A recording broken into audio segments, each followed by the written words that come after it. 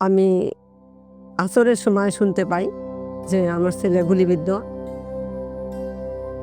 সে গুলিবিদ্ধ হয় 4:45টায়। তাকে হাসপাতালে নেওয়া হয়, সেখানে তার অপারেশন হয়। তার পেটে গুলি লাগে, পেট দিয়ে বের হয়। অপারেশনের পরে আইসিইউতে নেওয়ার পরে তার মৃত্যু হয় রাত 11টার পরে।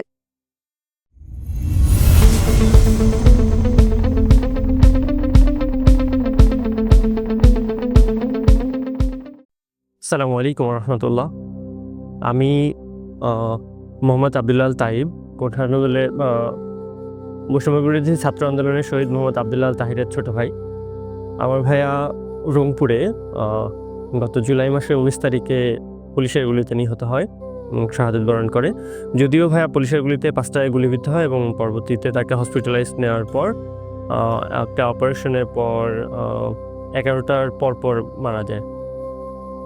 আমার ভাইয়া আসলে শহীদ বলতে যা বোঝায়, একটা শহীদই মানুষের যে গুণাবলী থাকা দরকার, আল্লাহ এবং রাসূলের যে নীতি নির্ধারণ বা যে বিষয়গুলো একটা শহীদের মধ্যে থাকা উচিত, সবগুলোই তার মধ্যে ছিল।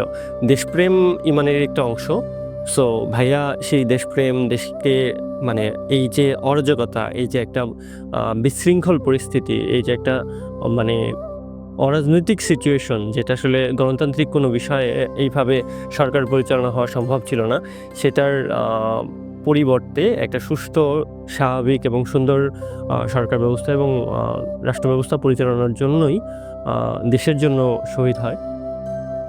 একটা মৃত্যু আসলে একটা ফ্যামিলির জন্য অনেক বড় একটা লস। এটা আসলে টাকা দিয়ে, কোনো কিছু দিয়ে রিপেয়ার বা ক্ষতিপূরণ আসলে সম্ভব না। তারপরেও প্রত্যেকটা মানুষই আসলে চেষ্টা করে শহীদ ফ্যামিলিদের পাশে দাঁড়ানোর জন্য, যেমনটা জুলাই স্মৃতি ফাউন্ডেশন করতেছে।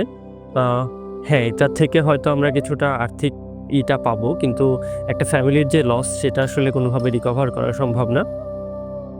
আমার জুলাই ফাউন্ডেশন এবং সরকারের প্রতি বিনীতভাবে অনুরোধ থাকবে, আমার ফ্যামিলি সহ সারা বাংলাদেশে এই আন্দোলনে যারা শহীদ হয়েছে, যারা অসুস্থ হয়েছে, অঙ্গহানি হয়েছে, তাদের প্রত্যেকের পাশে যেন সরকার প্রয়োজন অনুযায়ী, যার যেভাবে প্রয়োজন সে অনুযায়ী পাশে থাকে। একটা ফ্যামিলিতে আসলে একটা ছেলের অভাব কোনো কিছু দিয়ে পূরণ করা সম্ভব না, কিন্তু সরকার যদি চায় সেই ফ্যামিলিটা, সেই বাবা মাটা দেখাশোনা করা, তাদের নিডগুলো পূরণ করা, এটা যদি পসিবল হয় সাধ্যমতো এবং পরিপূর্ণভাবে চেষ্টা করে, তাহলে আশা করি সব শহীদরা এই কষ্টটা কিছুটা হলেও তাদের কমবে। এই পর্যন্ত, ধন্যবাদ। আসসালামু আলাইকুম। আমি শহীদ আবদুল্লাহ, আমার ছেলে শহীদ আবদুল্লাহ তাহির। আমি তাহিরের আম্মু মোসাম্মদ শেরিনা বেগম। তার সাথে সে যেদিন 19 তারিখে সে আন্দোলনে যায়। এর আগে 18 তারিখে সে পুরা দিনই সকাল থেকে রাত পর্যন্ত আন্দোলনে ছিল। আর 19 তারিখে সে যখন আন্দোলনে যায়, সে আমাকে বলে যায়, আম্মু আমি আন্দোলনে যাই, আপনি আমাকে বাধা দিয়েন না। আন্দোলন করে স্বৈরাচারী সরকারকে হটাইতে হবে, তা না হলে আমাদের দেশে শান্তি ফিরে আসবে না। সে চলে যাওয়ার পর আমি আসরের সময় শুনতে পাই যে আমার ছেলে গুলিবিদ্ধ। সে গুলিবিদ্ধ হয় 5:45টায়।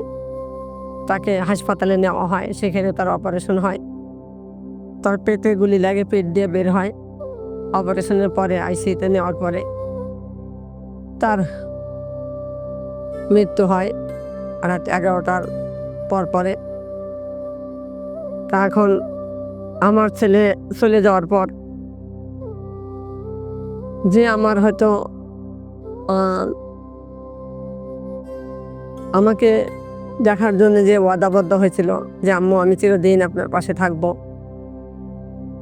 যে শহীদ হওয়ার পরে আমি একদম একা হয়ে গেছি।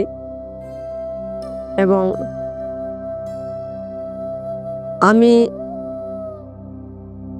আমার ছেলে চলে যাওয়ার পর আমি একদম একা হয়ে গেছি। সে যে আমার পাশে থাকতে চাইছিল এবং সে বলছিল যে আম্মু আমি আপনাকে ছাড়া কোথাও থাকবো না, আমি আপনার পাশেই থাকবো।